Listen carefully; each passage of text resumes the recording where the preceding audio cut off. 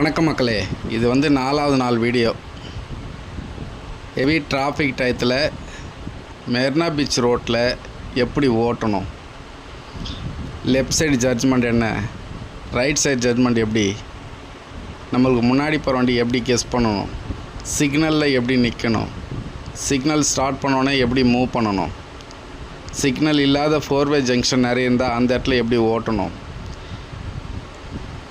இப்போ வந்து ரைட் சைடில் ஆப்போசிட்டில் வர வண்டிங்களை எப்படி கண்ட்ரோல் பண்ணணும், நம்ம எந்த ட்ராக்கில் போகணும், எந்த மாதிரி ஸ்பீடில் போகணும், பஸ் ஸ்டாப் வரும்போது நம்ம காரை வந்து ரைட் சைடில் எப்படி கொண்டு போகணும், லெஃப்ட் சைட்லேருந்து உள்ளேருந்து திடீர்னு உள்ளே வண்டி வந்தால் என்ன பண்ணணும், ரைட் சைட்லேருந்து வண்டி உள்ளே வந்தால் என்ன செய்கிறது, டிராஃபிக் டயத்தில் நம்ம எந்த மாதிரி பொசிஷனில் இருக்கணும், பிரேக் எப்படி பிடிக்கணும், ஆக்சிலேட்டர் எவ்வளோ கொடுக்கணும், ஸ்டேரிங் எப்படி கண்ட்ரோல் பண்ணணும், கீர் எப்படி மாற்றணும் அப்படின்னு சொல்லிட்டு உங்களுக்கு டிராஃபிக் டயத்தில் என்னென்ன தேவையோ அனைத்துமே நம்ம வந்து சிறப்பாக சொல்லிக் கொடுப்போம். அதுவும் ஹெவி டிராஃபிக்கில் பயிற்சி கொடுத்துக்கிட்டே சொல்லிக் கொடுப்போம்.